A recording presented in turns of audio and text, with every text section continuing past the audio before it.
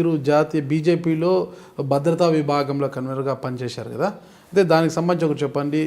ఈ జాతీయ స్థాయిలో భద్రతా విభాగంలో ముఖ్య భూమిక పోషిస్తున్న అజిత్ దోవల్తో మీకున్న అనుబంధం ఎలాంటిది? ఆయనతో కలిసి పనిచేశారు మీరు, ఆయనతో ఉన్న అనుబంధం ఎలాంటిది అసలు మీకు? నరేంద్ర మోడీ గారి యొక్క అత్యద్భుతమైనటువంటి నేర్పరితనం, సరైన వ్యక్తులను సెలెక్ట్ చేసుకొని సరైన పొజిషన్లో ఉంచడం అనేది. వారు ప్రధానమంత్రి అయిన తర్వాత అజిత్ దోవల్ గారిని వారు జాతీయ భద్రతా విభాగం కన్వీనర్గా వారు సెలెక్ట్ చేయడం అనేది చేసింది ఈ దేశానికి వారు చేసిన చాలా గొప్ప సేవ అని చెప్పి నేను భావిస్తున్నాను. వాజ్పేయి గారు అబ్దుల్ కలాం గారిని రాష్ట్రపతి చేయడంలో ఈ దేశంలో ఎంత ప్రభావితమైందో, అజిత్ దోవల్ గారిని జాతీయ భద్రతా సలహా చేయడం కారణంగా అంతే గొప్ప నిర్ణయాన్ని నరేంద్ర మోడీ గారు తీసుకున్నారని చెప్పి నేను భావిస్తున్నాను. ఆపరేషన్ బ్లూ స్టారు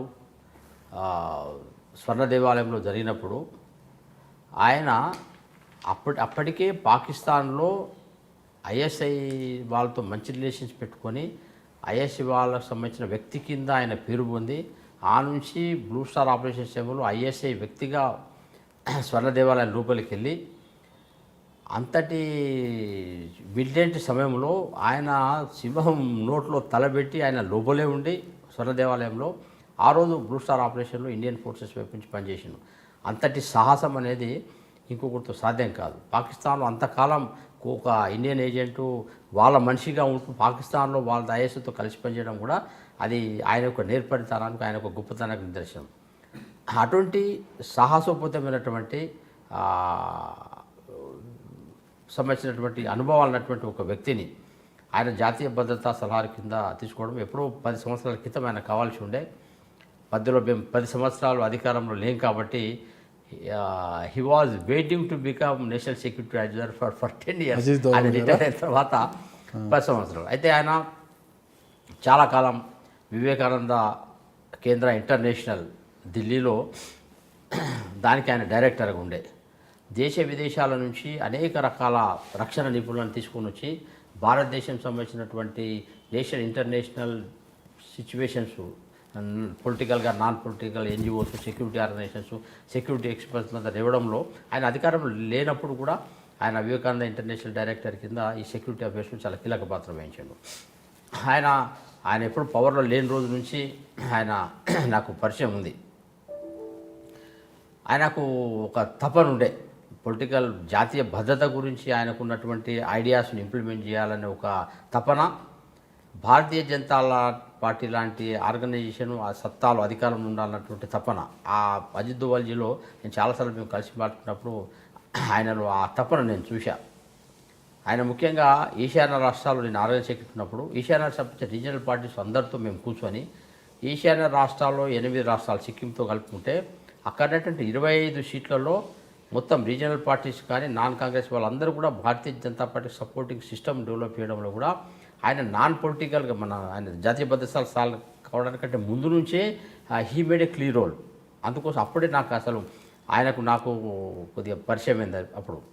ఇంకొక యాదృచ్ఛికంగా గొప్ప విషయం ఏంటంటే, ఏదైతే రోజు ఆయన జాతీయ భద్రతా సలహాదారు అయ్యారో ఒక 10 నిమిషాల్లో ఆయన లెటర్ తీసుకోబోతున్నప్పుడు నేను ఢిల్లీలో ఒక దగ్గర కలిసి ఉన్నాం. అనుకోకుండా యాదృచ్ఛికంగా కలిసినాం. ఏం సార్ అంటే, just I'm going to get the appointment of from prime minister office to get national security advisor order, I'm in tension అన్నాడు. నేను కలిసి ఉన్నాం. ఆయన మేము కలిసి కాఫీ తాగినాం. కొద్దిసేపట్లో పిఎంఓ నుంచి ఫోన్ వచ్చింది. ఇమ్మీడియట్ అక్కడి నుంచి వెళ్ళాడు. He టూక్ letter. నిజంగా ఇంత జాతీయ భద్రత సలహాకు ఆయన కాబోయడానికంటే ముందు కాఫీ తాగి కలిసి ఉన్నటువంటి ఆ టైంలో ఆయన యొక్క మూడ్ ఎట్లా ఉండింది, ఆయన ఆతృత ఎట్లా ఉందని అని చెప్పి నేను గుర్తుకొస్తుంటాయి.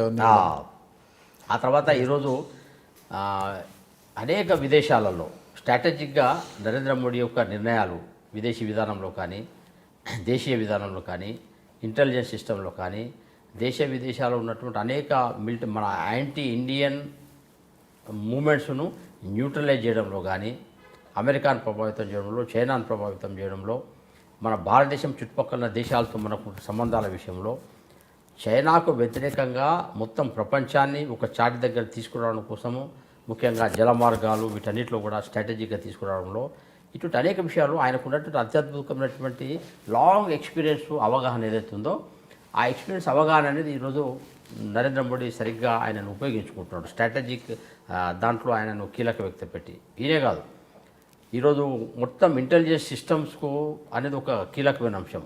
ఇది అంతర్జాతీయ రా కానీ, మిలిటరీ ఇంటెలిజెన్స్ కానీ, నేషనల్ ఇంటెలిజెన్స్ కానీ, హోమ్ మినిస్ట్రీ కానీ, స్టేట్ ఇంటెలిజెన్స్ కానీ, మావోయిజము, ఐఎస్ఐ, పాకిస్తాను, లేకుంటే చుట్టుపక్కల దేశాలు, ఆయుధ దళారులు మొదలుకొని కీలకమైనటువంటి కుంభకోణాలు, డబ్బులు ఎగిలేసి పరిగెత్తేటోళ్ళు, దాదాపు 8 లక్షల కోట్ల రూపాయల అప్పులు ఎగ్గొట్టిన వాళ్ళు, ఎన్పిఎల్ పెట్టి, ఐపీఎల్ పెట్టి, ఇవన్నీ ఆర్థికమైనటువంటి సెక్యూరిటీ కానీ, భద్రత కానీ, ఆయుధాలు కానీ, ఇంటెలిజెన్స్ కానీ ఇవన్నీ వేస్తున్నాయో ఈరోజు అజిత్ దోవల్ గారి యొక్క ఇంటిగ్రిటీ, దేశం పట్ల ఆయనకు ఉన్నటువంటి ప్రేమ, దేశాన్ని ఒక వైభవ స్థితి గల దేశంగా మార్చాలని ఆయనకు ఉన్నటువంటి తపన, నరేంద్ర మోడీ గారికి ఆయనకు ఉన్నటువంటి ఈయనే అదే టైపు, తొందరగా రిజల్ట్స్ కావాలన్నటువంటి అదే టైపు, దానికి తగినమైనటువంటి వ్యూహం రచించగలిగినటువంటి ఈయన నేర్పరితనం, ఇవన్నీ కూడా దీంట్లో క్రియాశీలక పాత్ర ఈరోజు వహిస్తున్నాయి. కాబట్టి వీళ్ళిద్దరితో నాకుంది, నరేంద్ర మోడీ గారితో నాకు పర్సనల్ రిలేషన్ ఉంది. ఆయన ముఖ్యమంత్రి ఉన్నప్పుడు ఈశాన్య రాష్ట్రంలో క్యాంపెయిన్కి వచ్చినప్పుడు ఆయన నేను కార్లలో ప్రయాణించడం, ఆయన నేను హెలికాప్టర్లో ప్రయాణించడం, ఆయన నేను చార్టర్ ఫ్లైట్లో ప్రయాణించడం, వారితో కూడా నాకు రిలేషన్ ఉంది, ఈయనతో నాకు రిలేషన్ ఉంది. సో నా అదృష్టం ఏంటంటే నేను ఎక్కడో వరంగల్ కుగ్రామంలో పుట్టినవాడిని, భారత ప్రధానమంత్రి నన్ను చూడగానే ఏం శేఖర్ బాగున్నావా అని కనీసం నన్ను గుర్తుపడతాడు. జాతీయ భద్రతా సలహాదారు నన్ను గుర్తుపడి శేఖర్జీ కైసే అంటే ఎప్పుడన్నా వ్యక్తిగతం కలవలేకపోయినా కనీసం ఫోన్లో మాట్లాడగలిగినటువంటి సిచ్యువేషన్ ఉంది. ఈ దేశం యొక్క highest intelligence chief R N Ravi, మొత్తం all intelligence system joint intelligence command chief, ఆయనకు నాకు పర్సనల్ నేను చాలా విషయాలు నేను సౌత్ ఇండియా సంబంధించిన సెక్యూరిటీ విషయాలు ఇప్పటికి కూడా ఆయనతో షేర్ చేసుకుంటా. మన అవసరాల గురించి, సొసైటీ గురించి నేను చెప్తా.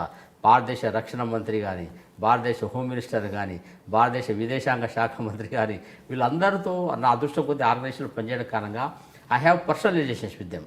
మీరు చూస్తున్నారు ఐ డ్రీమ్ న్యూస్ని. మీరు చూస్తున్నది ఐ డ్రీమ్ న్యూస్. అంటే కళలని నిజం చేస్తూ ప్రజలకి నిజాలని కళల ద్వారా తీసుకొచ్చే ఐ డ్రీమ్కి మై బెస్ట్ విషెస్. మీరు చూస్తున్నది I dream news.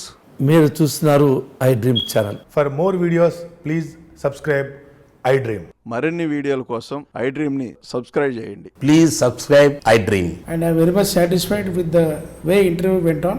Kindly subscribe to I Dream. For more videos, subscribe to iDream. And loads of fun entertainment and content. Do watch iDream.